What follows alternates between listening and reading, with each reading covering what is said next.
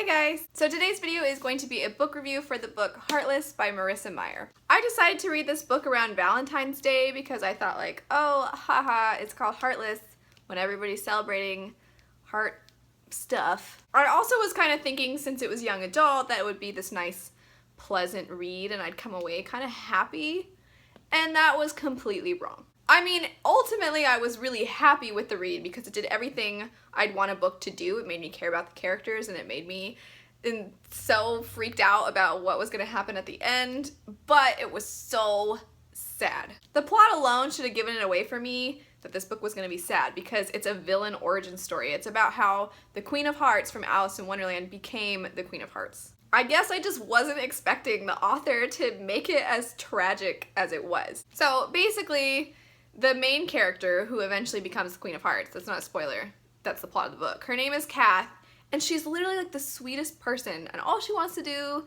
is have people kind of let her live her own life and open her own little bakery and just be happy with the simple things in life. I don't want to get into the plot too much beyond that because I don't want to ruin it for you guys. I went in not knowing anything but that she was going to become the villain in the end, and by not knowing, it was that much worse for me when I was reading at the end, and by worse I mean better. I personally love when books pull at my heart, no pun intended. I love when books pull at my heart and just like tear me up inside, and this book completely did that. The worst part is that you know the whole time that things are gonna go terribly wrong, but you're still kind of like, maybe they'll pull some like foo-foo-y nonsense and they'll actually put a spin on it and make it happy or something. The writing itself too was really amazing. The author included the perfect amount of background stuff that people might know going into an Alice in Wonderland story. For instance, the Cheshire Cat is in it, and then the Mad Hatter and stuff.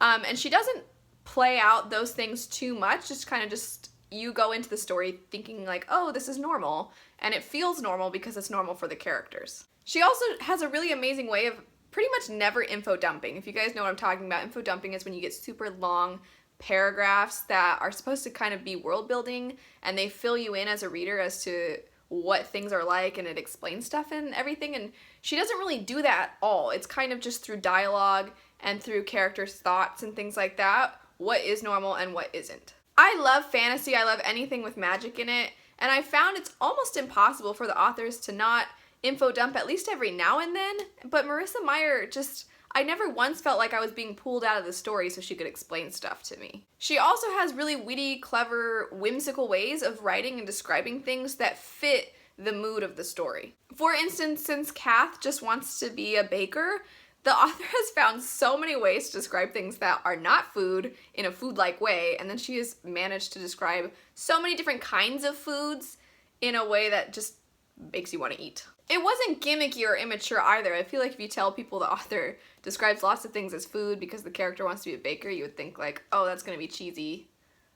No pun intended again. It wasn't though, and it wasn't repetitive either. I feel like a lot of times when authors try to include something like that in their writing, they revert back to using the same phrases and the same descriptor words and stuff, and she didn't. She found so many different ways to do it. I also want to bring attention to the fact that even though there's a little bit of violence at the end of the book, the author managed to write this really heart-wrenching tale without the need to have any excessive, gratuitous violence. There wasn't a ton of like sexual themes or anything like that, and I feel like that's really hard to find nowadays. There's nothing wrong with books like that. In fact, I love stories that have that raw realism to them, but I do every now and then wish that there were more books out there that I could feel comfortable handing to somebody who's a teenager and not feeling like I'm poisoning their mind. I think you guys know what I mean though. Not everybody is comfortable reading things that have sexual undertones or just plain sex in them, or violence, or even something as simple as cursing. Not everybody's comfortable with that.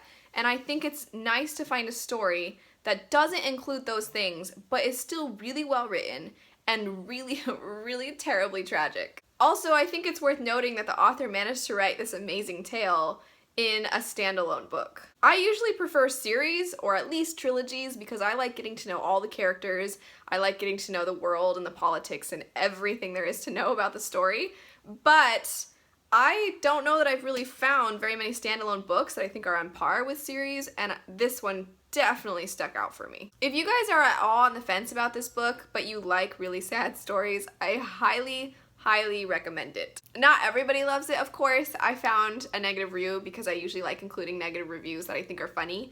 In my book review videos, I found a negative review that just said, did not like this at all.